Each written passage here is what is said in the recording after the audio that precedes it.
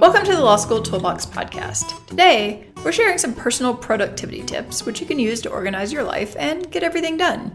Your Law School Toolbox hosts are Alison Monahan, that's me, and Lee Burgess. We're here to demystify the law school and early legal career experience so that you'll be the best law student and lawyer you can be. Together, we're the co-creators of the Law School Toolbox, the Bar Exam Toolbox, and the career-related website Career Dicta. I also run the Girls Guide to Law School. If you enjoy the show, please do a review or rating on your favorite listening app. And if you have any questions, don't hesitate to reach out to us. You can always reach us via the contact form on lawschooltoolbox.com, and we would love to hear from you. And with that, let's get started.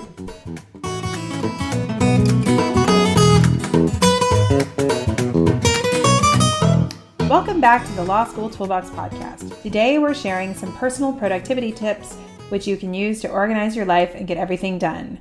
And wow, are we going to geek out on this because you and I love talking about this stuff. Well, Lee, let's share with our loyal listeners, what is our very favorite productivity tool? Oh, it's called Trello. We've talked about it before on the podcast. It's free, it's amazing, and it basically solves all your life problems that require you to compile information. There's so many reasons. We have a deep love for Trello. I think for me personally, one of the things I love about it is you can use it for so many different things, but you get to use the same tool. And so, we use it internally for a lot of business purposes, but you and I have really started using it to manage our to-do lists, which can get super cuckoo and out of control. I've used it to find an apartment. I've used it to plan vacations. It's really basically whatever you need to plan, particularly if you're working with someone else, but even on your own. It's kind of amazing. Yeah, it's kind of amazing. We've had students use it to manage big research projects. True. To take notes and organize notes.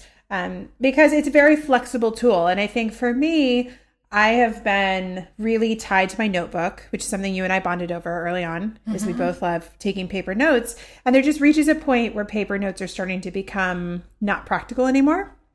Right. And I've tried Wunderlist. I've tried lots of different lists, tools to manage to-dos, but they're not necessarily flexible enough to manage the entirety of my professional and some of my personal life. Right. So what Trello kind of does is, when you talk about a list, if you just listed out everything you need to get done, it's going to be completely insane and 100 things long. And you're going to look at it and be like, oh my gosh, I don't even know where to start. Which of these are a priority? What is in progress? I have no idea. So what Trello basically lets you do is you can make separate lists, which doesn't sound that powerful until you start thinking of it really as a process. So with a lot of the stuff that we all need to get done, it's not just you. Say, for example, I want to call and schedule a haircut. And then I call them and they're going to call me back. Okay, well, is that still on my task list or not? I need a place to kind of put that. So on Trello, you can have a category that's that's the waiting area. And if I don't hear back from them in a couple of days, maybe I need to move it back to my to-do list and actually call back. But, at this point, it's kind of not really your responsibility. Right.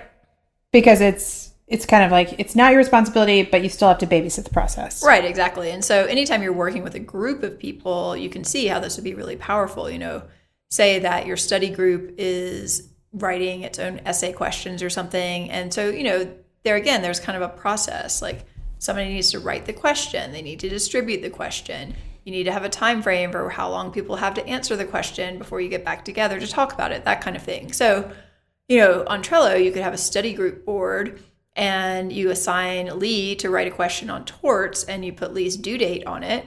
And then say Lee is going to have someone else in the group review it before she circulates it to everyone else. So she could move it to the to review category. And when it's ready, it goes in ready and everyone gets the notification your torts question is ready. Maybe then the due date changes. So it's the due date that you're going to submit them to each other and review your answers. So all this can happen without any email, which is amazing. Yeah. You don't Which is amazing. Yeah, you don't have to go back and forth about, Lee needs to send to, Bob that the question is ready for Bob to look at. And then Bob needs to send it to the group after he gets some other feedback from Lee and he's going back and forth. And then the whole group gets an email and you're looking in your email and you're you can't find the question. Trello is just I'll just pop onto the board and the link's attached to it. There we go. It just saves you a lot of this back and forth that can be really maddening and a huge waste of time. Yeah. And email can be such a terrible way to organize your life. I mean, we've all used it to organize our lives, like sending ourselves emails to remind ourselves to do things. But one of the things that is amazing too about Trello is if you use it for your own personal productivity tool where you're tracking all the things you need to do, you can email your board and basically like forward an email that's in your inbox so it goes on your to-do list, which is brilliant because one of the things that happens is that email sits in your inbox and then it just like disappears. Right. I mean, it never gets done. Yeah. Within hours, I only display things that are starred as unread, but within hours, in a Gmail account, the stuff from the morning is already scrolled off onto the next page. Yeah. And I've unsubscribed from every single mailing list and I've tried to cut down on notifications and all this stuff, but still, inevitably you get a lot of email. Yep. And especially if you're in school and you're part of some student groups or you're on the law review, you're going to get a lot of information coming at you and you need to keep it organized. Oh my gosh. Anyone on a law journal who is listening to this, who has any input into your process, make your editorial board, start using Trello. Oh my gosh. I would have been so excited if that could have happened if Trello had existed when I was on the editorial board. Right, because it's just such a disconnected process with so many people and everyone needs to know, there are people who need to know where all the pieces are. And I'm already envisioning myself as a consultant to a law journal to set this up because you should be doing this. It really does streamline how you can collaborate with others and to just track things. The other thing that I'm terrible about is the stuff that needs to be done not immediately. Right. Both personally and professionally. The stuff that we say, oh, we should really take care of that in March. Oh, we should really take care of that, over the summer. And then there's no list where that has existed. And I think these online tools and Trello, the way that it allows you to set up lists is I can have a list that's like stuff to do in the future. Right. Do this year. Right. Do this year, do this month, or just do this with dates on it. And the dates are going to change color as they get closer to remind me that things have to happen in a certain period of time. Right, exactly. So say that, you commit to something off in the future, which sounds great. Like, oh, of course, I'd love to come and give a talk at this bar association meeting next August. It sounds like you're talking about what I have done recently. Right. Everyone commits to things in the future and doesn't think that their future self is going to have to actually do them. Right. Yes. In fact, I am excited to be presenting a presentation at my law school this weekend about the bar exam, which is something I committed to last fall. And February sounded super far away as I'm recording this right before February. And let me tell you, it's not. It's like a few days away. Yeah, that's the problem. These things show up. So, you think, I have a paper to write for my class and it's not due until the end of the semester, but you probably don't want to start working on it the week before. You need to have some preliminary milestones. Again, break it down. When do you need to have a topic? Are there people you need to talk with that topic about? Do you need approval? How are you going to do your research? What research have you done? What sources are you going to use? All of this can be in one place, which will drastically simplify your life. Yeah. That's, I think, one of the really key points. And we're talking about this partly because recently we read an article by the founder of Trello, how he was using it, and we've really gone completely next level. Mm-hmm. We'll link to this in the show notes. But one of the key takeaways there was that everything in your life needs to be in one place. So, we're raving about Trello, but it could be something else. It could be a bullet journal. It could be a traditional paper planner. In theory, you could have a list or series of lists in a to-do software, whatever works for you, but you have to get everything down in one place. And so when you're talking about how amazing it is that you can send an email and it goes on your Trello board, that's an example of you're basically collecting something that you're getting ready to forget. But your brain is still kind of niggling about it and wasn't there something? Somebody sent me that email and I was supposed to do that thing, but I can't really remember. Because if you don't get this stuff down, you're taking mental energy to try to remember it. And inevitably, you're going to forget. Yeah, I'm looking at my Trello to-do list right now, and I've got work, and then it's pack, this essential oil to send to my mom and dad's house because my mom sent me a text that she wanted me to see if I had some more of this essential oil that I could just like drop in a bag and drop off by her house. But like, if that didn't go on my to-do list, I would not go home tonight and go look for that and remember that I needed to get that for her because it would have just been gone. It would have been gone. Yeah, one of the things that I added to his suggestions was actually a to-buy list for things like this, where, you know, I ran out of dried shiitake mushrooms. What are the odds that when I'm in, you know, the one store that sells shiitake mushrooms, I'm going to remember that that's what I needed? Or 7 other random items, you know, like waxed paper. But now every time I go into a grocery type store, I just look at the to-buy list because it's on my phone. And I'm like, oh, gosh, yes, I need those dried mushrooms. And yesterday I actually bought them in the one store that I knew had them. It was amazing. I was standing in line at the checkout counter. And then I was like, oh, I think those are on my list. Let me check. That's brilliant. I just added the to-buy list onto my Trello board as we're talking right now because that's very exciting. And if you think about some random thing that you need, you know, it's like, oh, I really need to buy like a random item from Amazon or whatever. And for some reason you don't have time to look for it. I can just email it directly to my board. And then at some point I'll look at it and be like, oh, I totally did need to buy that. I should do that right now. That's amazing. Yeah. See, guys, it's just all about putting everything in one spot. And the mental load of keeping track of details in your head is so exhausting. Yeah, we're terrible at it. I mean, humans are not good at this. No. And the more complicated your life gets, the worse you become at this. Absolutely. I mean, inevitably too. I mean, you know me. I'm like the biggest scribbler on the back of notepads and, you know, envelopes and receipts and things like that. I mean, that's literally how I kept track of like my to-do list until fairly recently. But I know from experience, you are going to lose that one piece of paper that you really need. Yeah. You know, so even if you use some sort, it's fine if you use a paper planner or a bullet journal or something and you put it in there because then, you know, your odds of losing that are hopefully fairly low because it's probably your most prized possession. I mean, I do think you actually have to really seriously think about how you back that up. You know, because if you lose your paper planner, basically your world is a disaster. Yeah. So I don't know how you back that up, but you probably want to think about it. Yeah, I think that's a really good point, which is another benefit of the interwebs, you know, that the online space, you can access it from multiple devices. And the other thing that I think you and I have noticed since keeping these to-do lists is that if you have a half hour where you're killing time between things and you don't really want to start another project, you can scan your to-do list and see if you can just knock some stuff out. Yeah, absolutely. And we're going to talk about this soon because I have read an entire book based on a recommendation in this article. And that's really one of the things it talks about. So the book that I'm referring to is called Work Clean. And it's what great chefs, believe it or not, can teach us about organization. It was by this guy, Dan Charnas, I guess his name is. We can link to it. But you know, if you think about a professional kitchen, they have this concept of mise-en-place, which you probably are familiar with. I don't know, Lee?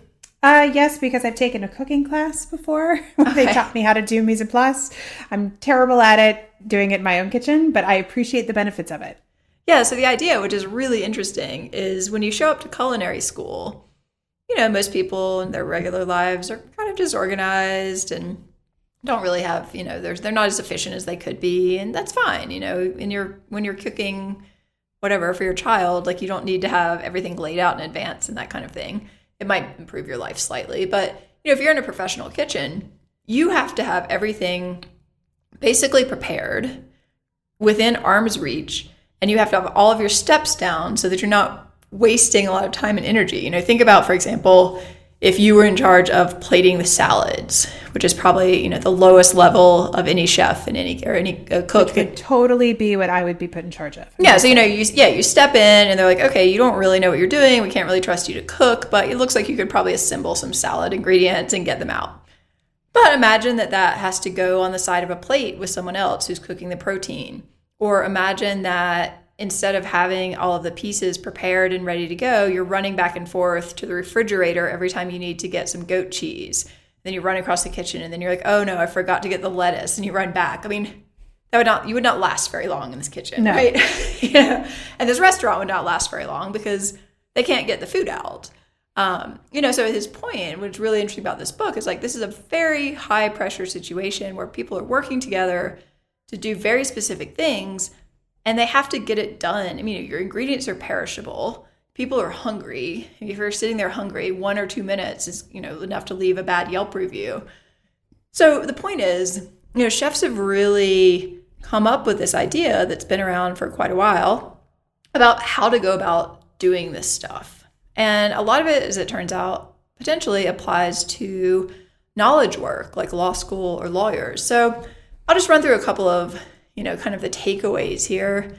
We can talk through them, but I think there's a lot. It's a fascinating book. You can read it this summer or something, but I think it has a lot to say about just the way you think about doing your work, Mm-hmm. Because when you think about knowledge work, it's like, oh, well, you just have to go to the library and do it. But that's not really the case. Like, what if you show up and you don't have the book, or you don't have your highlighter, or you don't have, this or that, and you can't do your work? Yeah. A lot of these concepts really apply equally well to everyone. Yeah, you got to have all your tools, whatever you're planning on doing. If you're going to go to the school and do an outlining session, you need to have your supplement and maybe a printed old outline from something else and your laptop and maybe some snacks and various other things that you need to kind of get through your afternoon so you're not wasting a bunch of time. Yeah, because if you show up and you're like, oh, I forgot my supplement, whoops. Yeah. So his point, number one is basically like, you've got a plan. And so if you're a cook, you actually spend a lot of your time planning. So, you're thinking about like, what do you need to buy and how are you going to cut it and how are you going to prepare it? But the same thing applies to a law student, You've got to plan your day. You've got to plan your semester. Because otherwise, I can pretty much guarantee you, stuff is not going to get done. Right. We talked to a lot of people, students who are like, well, I think I did poorly in legal writing because I didn't have time to do my assignment. And it's like, okay, you had the same amount of time as everyone else in your class. You just didn't do it. Right. I'm not that sympathetic here. Like, you had the time. You just did not do a very good job planning, and you ran out of time because you didn't start early enough, or you didn't, whatever it was. So I think, if you're listening to this, I think the biggest key to productivity is, unfortunately, you've got to make some plans. Yeah, I think that's true. And at the beginning of your day, before you leave home, or even the night before, get your stuff together. So you're not making quick, decisions to get out of the house, because that's when you forget stuff. Yeah. So one of the things I do every morning is I double check my calendar and I see what meetings I have scheduled. And I actually set a timer on my phone 15 minutes in advance of those meetings. Because otherwise I'm like, I'm not going to remember this. Like, there's literally, if I'm deep in something else or I'm out running an errand, half the time I'm like, why is this alarm going off? And I'm like, oh, because I have a call in 15 minutes that I need to go and take, Totally. And, stuff can show up on your schedule unexpectedly or that kind of thing. But I think, just taking those few minutes to plan your day is really going to make a huge difference. I think that's very true. Another thing they talk about a lot, which I think is underestimated for students, is really arranging your space and making sure that you have some place that works for you to study in.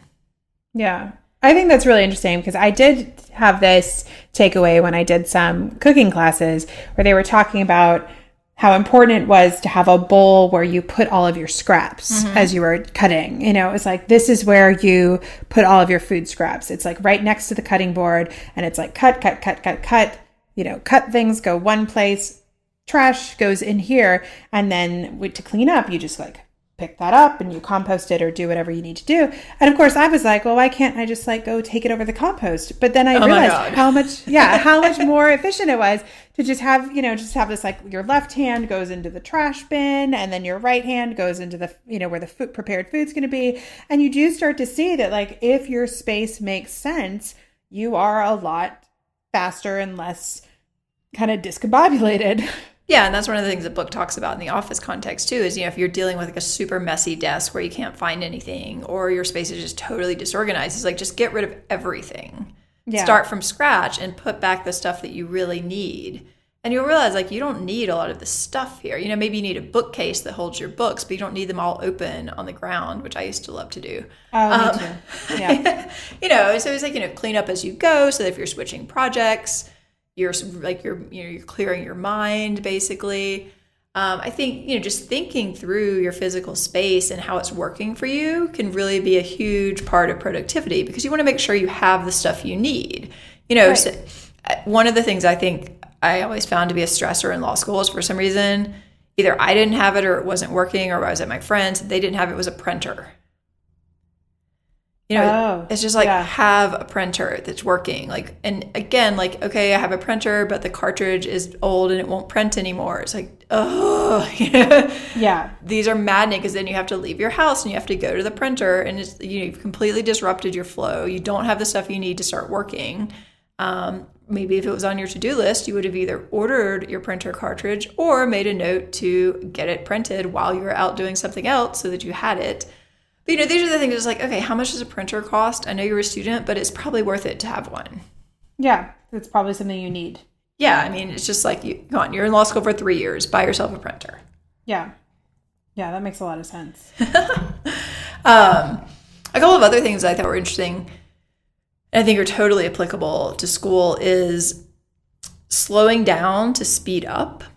Doing things deliberately to begin with, and then maybe doing them faster. So, for example, we just did a recent episode about multiple choice questions, and one of the things people try to do is they rush through them, and then they get them all wrong. Yeah. So it's really hard to get students to slow down, maybe take twice as much time, and then you actually get better at it eventually. But you have to slow down and really think through your process, and it applies to all kinds of things. Like, are you making an outline? Okay, do you normally just throw a bunch of stuff together and hope for the best? Well, that's probably not the most efficient thing to do. So, maybe you need to really slow down and think through, particularly at this point in the semester, you've taken exams, what worked for you, what pieces of your study aids were the most helpful. And then you can put those together and do more stuff like that. Yeah. And it is hard sometimes when you're feeling overwhelmed to slow down and do some of that planning, or slow down to be methodical. But it really does help. It's like the more panicked and overwhelmed you feel, the more you probably need to slow down and take a step back. Right. And that can even be physically. We talk a lot about breathing, and, even on an exam, okay, you're panicking about a question, just take a few deep breaths. You have the time to do that. Yep, exactly. But you need to really kind of slow down, take a step back, and then sometimes slow down the work, and then you can figure out how to organize it all. My recent non-professional story about this was I was hosting the holidays at my house, and I had a lot of people coming over. I was responsible for multiple meals. I have family members who like very specific things, and my head was going to explode. It was one of these things where I was ordering desserts from one place, and I had shopping lists at the farmer's market, and then I had another shopping list at the grocery store, and then I had a shopping list for things. And I realized that I was spinning out of control because I didn't take any time to just slow down and figure out how I was going to get all this stuff done. Mm-hmm. And then I just finally got out my notepads. I did do it on a notepad, although now I would probably do it on Trello. And I just said, okay, I need a farmer's market list, and another list, and then the list of how I'm going to cook all this stuff and when. And then by just taking time and organizing everything, all of a sudden the holidays didn't seem so overwhelming. And as we got closer to the event, I could take my lists down to my kitchen and be like, this is the plan for the holidays. This is how it's going to be executed. Everybody got fed and everybody had what they needed. Yeah, it's fascinating. In this book, he actually has charts that they apparently give students at the Culinary Institute of America on their first day. Mm-hmm. And every single thing that they cook, they basically have to have this chart filled in where it's what are my steps? What are the order I'm going to do them in? What ingredients do I need? And basically, if they screw something up and, a meal is a disaster, the first thing their instructors do is ask to see their chart. Interesting. Because they're most likely what happened was something that you didn't do correctly in the planning process. You forgot a step, and so you didn't have the sauce at the right time or whatever. But they're that wasn't in the moment. That was when you planned. Yeah, that's really interesting. So, I think in the student context, if you have gotten grades you're not happy with, it probably wasn't a random fluke. There was probably something going on your personal productivity that caused that to happen. Right. So you got to figure out, basically, by deconstructing your process, what was it? What was it that caused me not to be prepared in the way that I wanted to be for this exam? How can I change that going forward?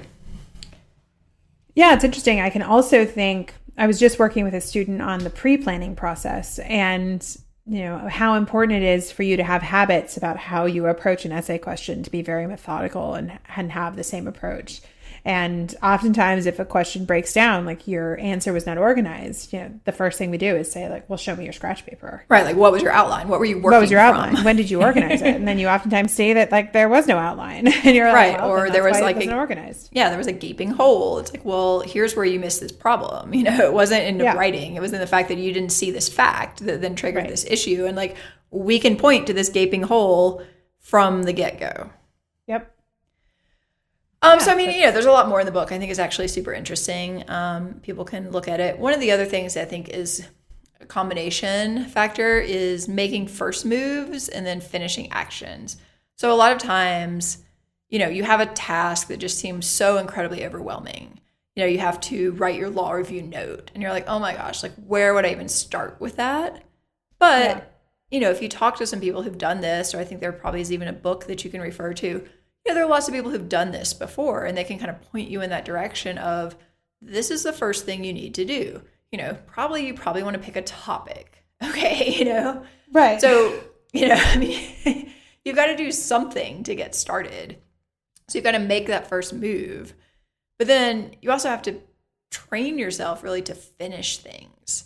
Because, I mean, how many people, particularly, students, have all these unfinished projects? Your outlines are like 90% done, but not quite there. That is incredibly draining. Yeah, it really is. You got to knock things off. Yeah. So, think about sometimes too, like, okay, if I have all these things that are almost finished, but I haven't quite committed to them because I'm a perfectionist and they're not as perfect as they could be, it's like in the programming world, you've just got to ship it. You got to put it out there. So say you're submitting a proposal for something, or you're doing a first draft of something. At some point, you just have to put it out there and get it off your list. And then oftentimes you're going to get feedback on it and make it better. And that's part of the process. But if you don't ever finish anything, you can never move on. So true. Yeah. So I don't know. I mean, I think there's a lot to think about in this type of mindset. One of the other things he talks about, which I found completely enlightening, although it probably should have been obvious before, there are really two types of things that we do when we're working. There's the immersive time, which is like really deep work, and then there's the process time. So process is the stuff that doesn't really take a whole lot of mental energy, but it's easy to put off, and if you delay it, it means other things are not done. So say, for example, you want to order a study aid for a class that you're struggling in. That's going to take you what? Maybe 5 minutes on Amazon, maybe like 20 minutes if you go to the campus bookstore. But you keep forgetting to do it. So you can't study for the class because you didn't spend the 5 minutes to order the study aid. Yeah, that's very true. Yeah, or you're in charge of a club. Somebody asks for your feedback on a possible venue and you never respond to that email, and now they're waiting for your feedback. So now the entire event is not moving forward. It's totally your fault. It would take you, again, 5 minutes to be like, well, I went to this place. I think it was pretty good. Here's another option. Get back to me on that. Yeah. And I just had, and when we were incorporating this new to-do list, one of the things I had been putting off was like going to get new eyeglasses. And it was one of those things where I'm like, oh, I need to do that. And then it was finally like, just make the appointment, because like step one's making the appointment, and you have to go. And I would never have gone if it hadn't been on my calendar. And then I just got new glasses and I was like, oh, these are so clear and unscratched. It's like life-changing. Why didn't I do this months ago? Yeah, I think, we all have these things where they just, I mean, for me, what I found a lot of times, the thought of like, oh gosh, I really need to do that pops up at some random time. And I think, oh, I'll never forget that. Like, of course I'll remember that. And then 10 minutes later, you're like, what was I thinking about? I have no idea. Then I have to like reconstruct my entire history. Like, okay, well, I was walking and I saw this store, and maybe the store triggered the thought, or maybe, oh, was it the bank? Did I need to go get money? Like what? Oh no, maybe it was that, did I see something? And you're like just churning all this mental energy, and it turns out, that you really needed to schedule a haircut. And you saw someone whose hair you liked, and you thought like, oh, I really need to get a haircut on the schedule. Or, it could be more serious stuff. Like you need to submit your list of OCI bids to your school, or you're not getting any interviews. Yeah. These things happen. People just don't do that. So I think, when you really think about what type of task you have, and the other problem is these immersive tasks, like the deep thinking ones, that's something you alone can do. You have to sit in the library. You have to make sense of this material for yourself. You have to take the practice test, all of that kind of stuff. But again, you can't take the practice test until you found one. So that's a process task, find hypo to work on. But if you don't schedule this deep work, that's not going to happen. Yeah. And nobody really, and most people don't enjoy scheduling the deep work or having to block off huge times in your calendar. But you and I have recently had to do that because we've had some big projects that need to get done. It's the only way to get stuff done. And it's kind of liberating because you just plan your day around it. You plan your week around it. For me, I was like, okay, on Wednesday, I am blocking out 5 hours to do this project. And when people invited me to lunch, I said, no, I can't go because I'm doing this project. I'm like, what? I'm like, it's on my calendar. Right. And like the amount that I got done in like 1 5-hour session was incredible. Yeah.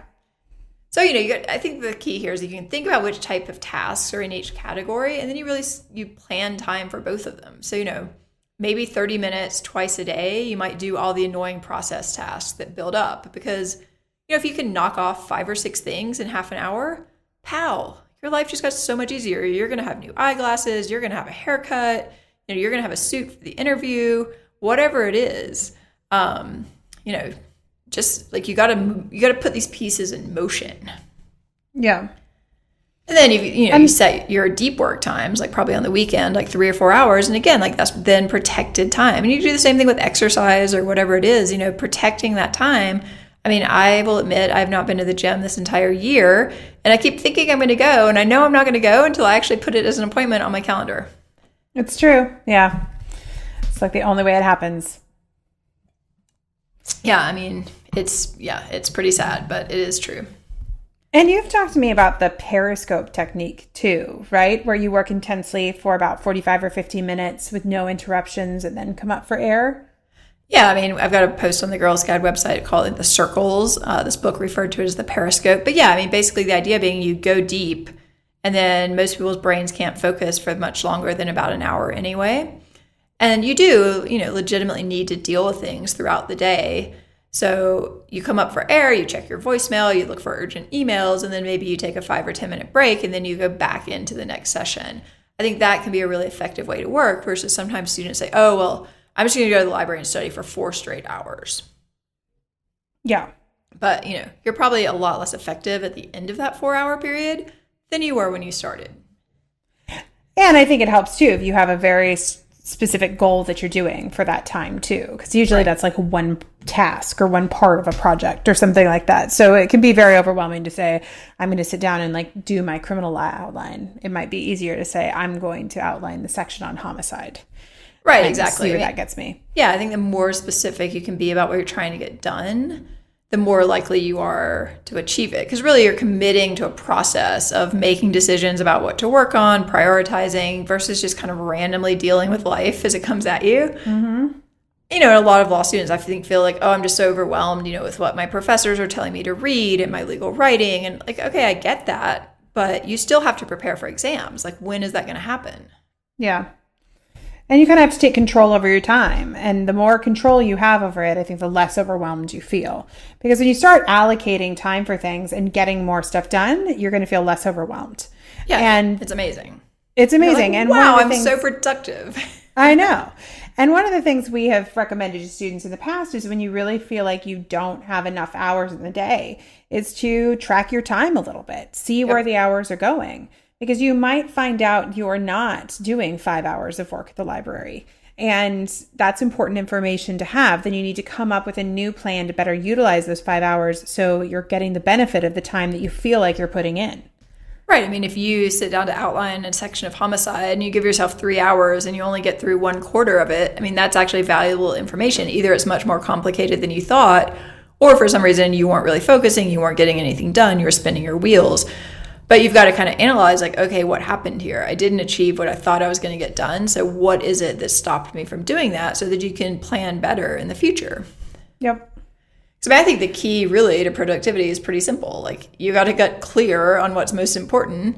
And then you've just got to figure out a way to get those things done as smoothly as possible. I mean, in some ways, this is hard, but it's not that complicated. No, but it does take a little bit of time, investment, in the beginning to create these habits that will in the end save you a lot of time. Yeah, and getting your tools in place. I mean, I think that's if we go back to the mise-en-place. Like if you don't have a knife, you can't cook. Like you got to make sure you have your knife, and like what type of knife, and do you need different types of knives. It's the same thing with if you're a law student. Like you need, if you're going to make your outline, you probably need your book, and you need a supplement, and you need your class notes. And again, this is something you're going to replicate basically for every single outline that you ever make. So you may as well work on getting it right. Yeah, exactly. So, productivity in law school, I think a few things to think about is you want to have one place where you have all your required activities and tasks that you can easily access. So we're obsessed with Trello, but we've talked about other tools. We know people who bullet journal, keep paper planners, things like that. But whatever you do, you need to pick a method and try it for a while and house everything on it. Yeah, and I think another key thing that sometimes gets overlooked is you need a way to easily update that.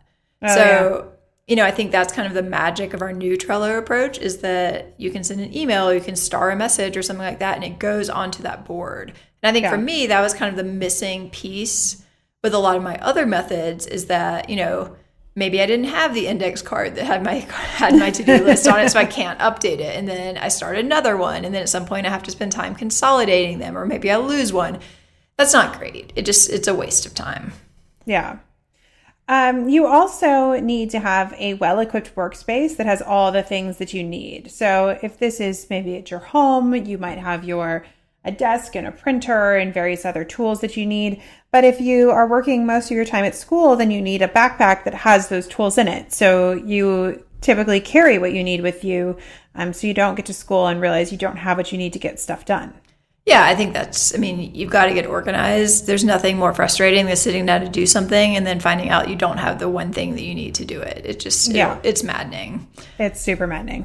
I think also, in terms of planning time, you've got to have a clear time for deep work and also a plan for dealing with these process tasks that can just totally overwhelm you. And then I think, also processes and a way to organize things like your legal research and writing assignments. And part of this is you need to have an eye towards making it easy to pick up where you left off. So, say you're doing legal research, you want to have don't want to have to remember what cases you were thinking of using or what ideas you had about a certain, case or statute or something. Like make sure all of this is somewhere where you've recorded that information. Then when you look at it, you're like, oh yeah, right. Okay. I do recall this case, and then, let me see what my note was. Oh, right. Okay. This was what I was thinking about doing with it.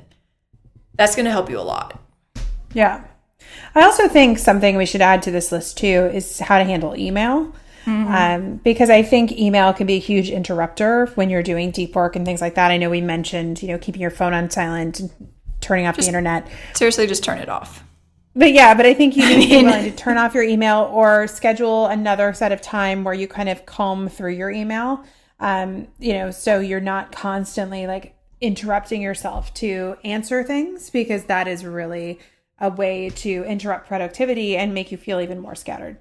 No, I think if you're, literally, it wasn't a joke. I was like, I think if you're doing deep work, you turn off everything else. That's not, this is not a time to be interrupted by email from career services bugging you about something or some event that's happening. Right. Just turn it off.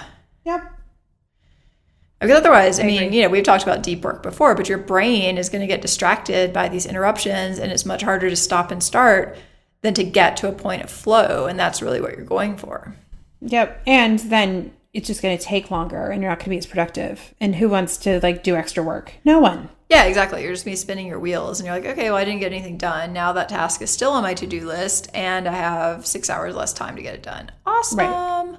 Yep. And similar to the legal research stuff, I think having some sort of process that you've honed for creating your study aids that, again, enables you to work on them when you have time and not waste time figuring out what you need to be doing is going to drastically streamline your life. So you know what works best for you. And maybe you have to, change it a little bit per class or whatever. But these are not things you're going to create in one sitting. You're going to work on them and then maybe a week later or 2 weeks later you come back. But, what are the pieces you've kind of collected? You need to make sure you have some way to keep track of that. Yeah, I think that's very true. And then I think if you're trying to think of any like last tips around productivity, I think you've got to give some of these tools a try for a little bit. Anytime you change up your habits, it's going to be a little bumpy. Right. And you're going to want to streamline or tweak or add things. I think, the article that we're going to link to by the Trello founder, that was really great for both Alison and I to start our new to-do list like plan, but then we've each customized it and tweaked it based on what our life needs. Right. And I think that is something else you want to give yourself time to do. The first day you try some sort of a list is not going to be the most, seamless day. Well, and, frankly, you're probably going to be totally overwhelmed at all of the things you just put on that list. If you actually get everything you need to do in one place, it's probably going to basically give you a heart attack. Yeah. But, you just have to start chipping away at it piece by piece, and then you'll see it get more and more manageable. And then hopefully, at some point you're on track with a process that really works for you that enables you to feel like you have things under control. Yep, absolutely. All right, well, with that, unfortunately, we are out of time. Speaking of time, if you enjoyed this episode of the Law School Toolbox Podcast, please take a second to leave a review and rating on your favorite listening app because we would really appreciate it. And be sure to subscribe so you don't miss anything.